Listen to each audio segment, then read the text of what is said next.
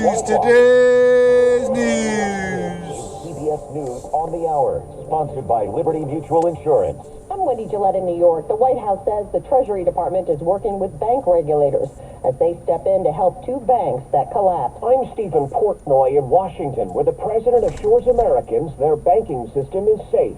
Every American should feel confident that their deposits will be there if and when they need them. That after the extraordinary weekend action to protect depositors at two failed banks, Silicon Valley Bank of California and Signature Bank of New York. President Biden authorized a rare move, allowing the FDIC to preserve all the accounts at the two banks, and not just those under the traditional $250,000 insurance limit. CBS's Jill Schlesinger further explains President Biden's action. He said the depositors are going to be saved. The banks, their shareholders and management, they will not be saved. That is very different than 2008. This is not a bailout. This is a rescue for depositors only. The administration has also approved a big oil project. CBS's Ed O'Keefe has more. It's called the Willow Project. It's being run by ConocoPhillips along the northern slope of Alaska. What is the largest natural reserve of U.S. land anywhere in the 50 states. In essence, the White House and the Interior Department saying that these leases date back to the late 1990s, and ConocoPhillips would have had a good case in court to argue that they've had these leases. They're opting now to develop them, and the federal government can't stand in the way of an agreement that was made several years ago.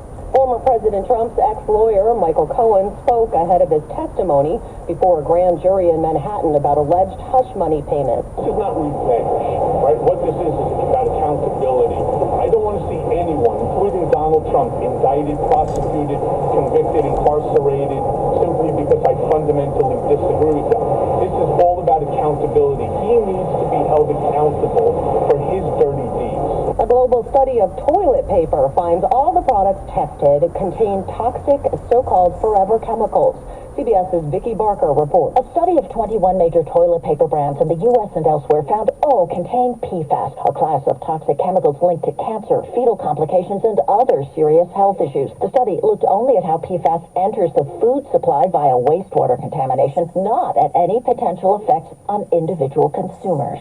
California is bracing for more wet weather. This atmospheric river is supposed to hit tonight and go through Tuesday. So what they're doing now is they're using this time to complete any remaining rescues and, of course, to get resources into the right places. Carter Evans in Northern California. The markets ended mixed. The Dow ended up down 90 points. This is CBS News. Well, that's today's news. Today's news. I didn't hear any good news, did you? I didn't think so. I guess it's all about perspective. The glass is half full. Well, as always, I'd like to thank you again for coming along with me on these Dash Cam News adventures. You know the drill. Peace, love, and all that hippie jazz. Bye-bye, everybody.